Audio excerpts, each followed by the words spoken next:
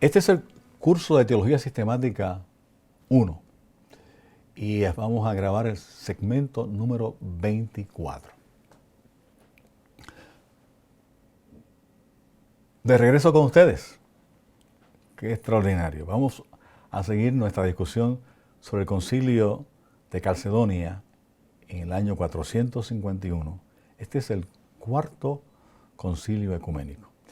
Y vimos en el segmento anterior cómo este concilio con relación a la humanidad y a la divinidad y a la persona de Jesús le puso lo que diríamos límites, linderos, donde se puede mover el que va a analizar la persona y obra de Jesús. Eso es una de las cosas que hace este concilio, marcar linderos. Uno de los linderos que este concilio planteó y declaró fue que Jesús es completamente humano.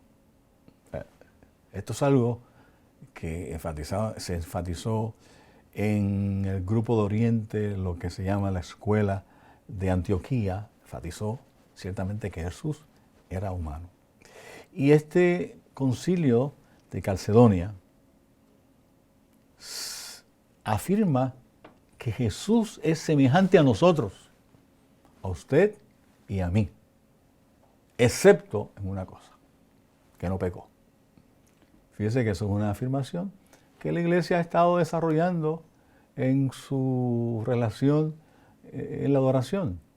Pero aquí comienza a plantearse como elemento de fe estructurada, sistematizada.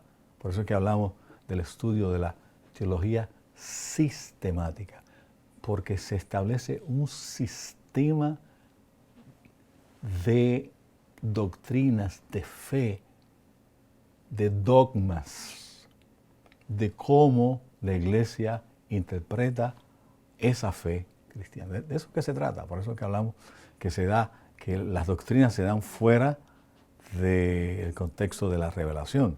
O sea, la doctrina no es una revelación como el texto bíblico. La doctrina es cómo la Iglesia, a lo largo de los años, en diferentes momentos, interpreta el texto bíblico para su situación particular. Y por eso es que hay doctrinas diferentes basadas sobre el mismo texto de la Biblia. Así que le impone límites y dice que Jesús es totalmente humano. Lo segundo que dice es que Jesús es completamente divino. Completamente divino. Uno, Hijo unigénito de Dios, Dios verdadero y Señor Jesucristo. Sin lugar a dudas, no solamente afirma que Jesús es humano, que caminó, como decían los de la escuela de Antioquía, por Galilea, el Jesús de Nazaret, sino que además de eso, Jesús es completamente divino. Uno, Hijo unigénito, Dios verdadero y Señor y Jesucristo. Así que aquí tenemos dos elementos claves que afirma el concilio de Calcedonia en esta definición, al poner estos linderos. Uno, que es humano, totalmente humano, pero no pecó. Dos, que es completamente divino. Uno, Hijo unigénito, Dios verdadero y Señor Jesucristo. Y lo tercero es que Jesús es uno, no dividido o partido en dos personas, sino uno y el mismo Hijo unigénito. Ese es otro elemento fundamental. Otro lindero que esta definición de Calcedonia establece. No solamente que Jesús es Dios, no solamente que Jesús es humano, totalmente Dios y verdaderamente humano, sino que es uno, no está dividido en dos personas, no está partido, es uno.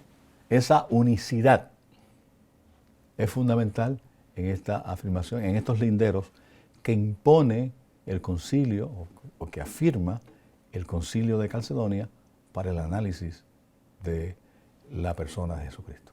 Uno, límites que marcó. Uno, el primer límite, Jesús es completamente humano. Dos, Jesús es completamente divino.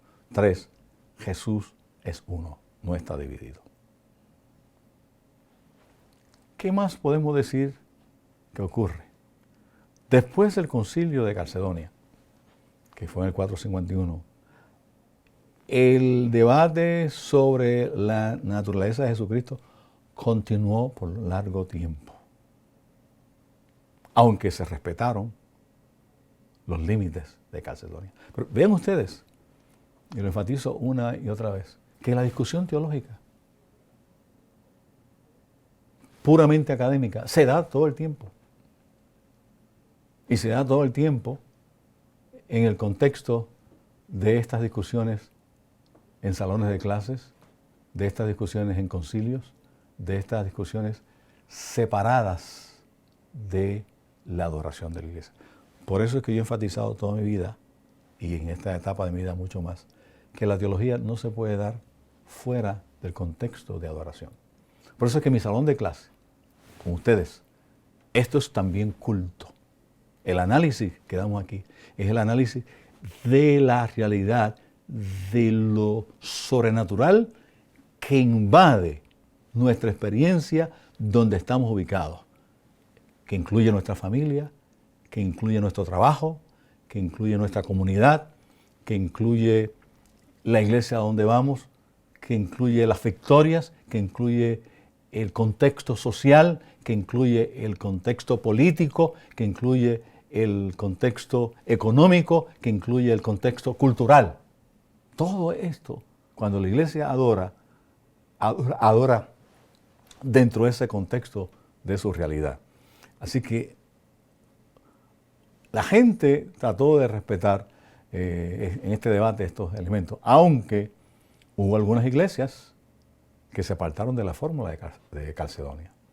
La iglesia de Etiopía, y fíjense ustedes qué interesante que hay una iglesia de Etiopía. Y si ustedes van al texto bíblico, recuerdan a Felipe, cuando Felipe estaba en aquella tremenda campaña y el Espíritu lo llevó al desierto. Y en el desierto se encontró con el etíope, el secretario del Tesoro de la reina de Candace, de África.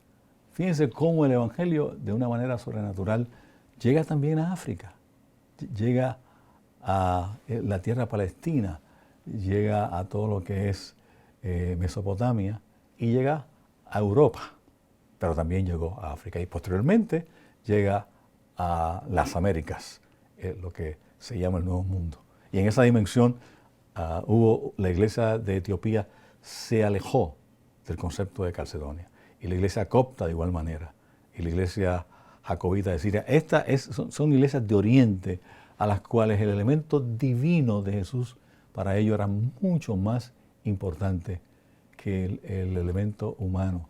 El elemento humano era una manera de comunicarse, de mantener la relación con la divinidad, pero para ellos enfatizaron más ese elemento divino.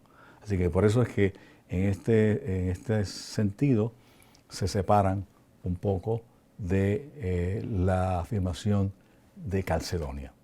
Así que un poco para revisar lo que hemos dicho en este segmento, después del concilio de Calcedonia, continúa el debate sobre la naturaleza divina de Jesús, la naturaleza humana y la conexión indivisible en la persona de Jesucristo.